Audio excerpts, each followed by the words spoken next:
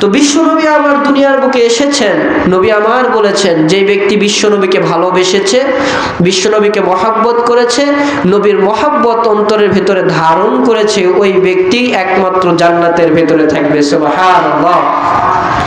তাহলে নবীর মহব্বত ভালোবাসা আপনার আমার অন্তরের ভিতরে থাকতে হবে, তাছাড়া আমরা পাক্কা মুমিন কখনো হইতে পারবো। তাহলে নবীর ভালোবাসা আপনার আমার অন্তরের ভিতরে থাকতে হলে সাহাবায়ে কেরামের মতন আমরা বিশ্ব নবীকে ভালোবাসতে পেরেছি কিনা।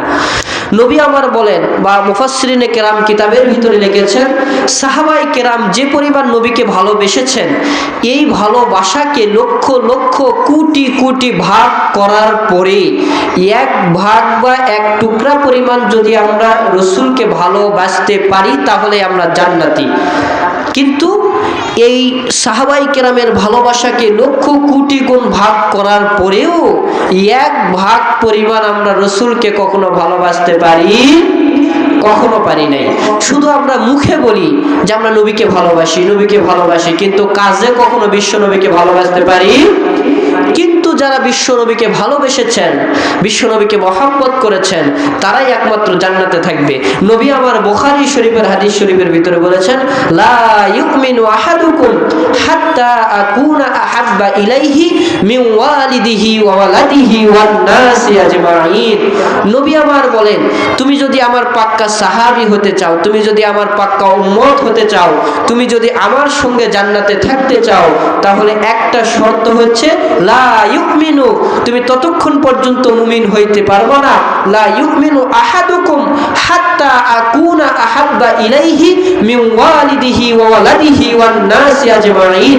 যতক্ষণ না পর্যন্ত তোমার সন্তানাদি, তোমার স্ত্রী, তোমার পিতামাতা, তোমার আত্মীয় স্বজনের চাইতে আমি বিশ্ব নবীকে যতক্ষণ পর্যন্ত ভালোবাসতে পারবা না, ততক্ষণ পর্যন্ত কখনো তুমি মুমিন বান্দা হইতে পারবা।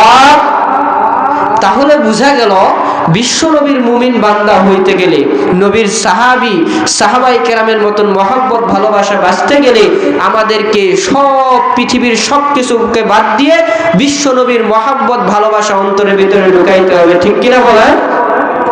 সাহাবায়ে কেরামেরা বিশ্বনবীকে কেমন ভালোবেসেছেন। একজন সাহাবী বিশ্বনবী আমার সিংহা লাগিয়েছেন। আপনারা সিংহা বোঝেন? আমরা কিতাবের ভিতরে পড়েছি সিংহা লাগানো। এই সিংহা লাগানোটা আমরা বুঝতাম না, শুধু কিতাবের ভিতরে মাসআলা পড়তাম, হাদিসের ভিতরে পড়তাম বিশ্বনবী সিংহা লাগিয়েছেন। এই সিংহাটা এমন রকম, একটা খুপরি, শরীরের ভিতরে খুপরি লাগানো হয়, এই খুপরির ভিতরে পচা রক্তগুলো উঠে আসে, ময়লা রক্তগুলো উঠে আসে।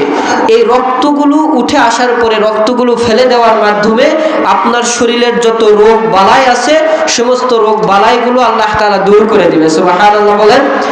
এটাকে বলা হয় সিংহা লাগানো।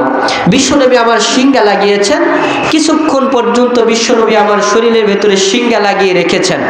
তো পচা রক্ত নবী আমার বলেছেন, সাহাবায়ে কেরামের মহব্বত যেই ব্যক্তির অন্তরে থাকবে, আমি বিশ্বনবীর ভালোবাসা যেই ব্যক্তি অন্তরের ভেতরে রাখবে, নবী আমার বলেছেন আমি বিশ্বনবীর ভালোবাসা রাখার কারণে, আমি বিশ্বনবীর ভালোবাসা অন্তরের ভেতরে থাকার কারণে আমি বিশ্বনবী সুন্দর করে বলে দিলাম, যে ব্যক্তি আমি বিশ্বনবীকে ভালোবাসবে ওই ব্যক্তিকে আমি বিনা হিসাবে জান্নাতটা দান করে দিব। আল্লাহু আকবার বলেন। আবার আল্লাহ তাআলা কোরআনুল কারীমের ভেতরে সুন্দর করে আবার বলে দিয়েছেন, ওয়া মা মিন দাব্বাতিন ফিল আরদি ইল্লা আলাল্লাহি রিজকুহা। আবার আল্লাহ তাআলা সুন্দর করে কোরআনুল কারীমের ভেতরে বলে দিয়েছেন, পৃথিবীর বুকে যত মানুষ রয়েছে সমস্ত মানুষদেরকে আমি আল্লাহ তাআলা রিজিক দান করে দেই। এই আয়াতের তাফসীর আপনাদের বুঝে আসবে, সামান্য পরিমাণ একটা উদাহরণ আপনাদেরকে দিয়ে বিশ্বনবী আমার যুদ্ধ করার জন্য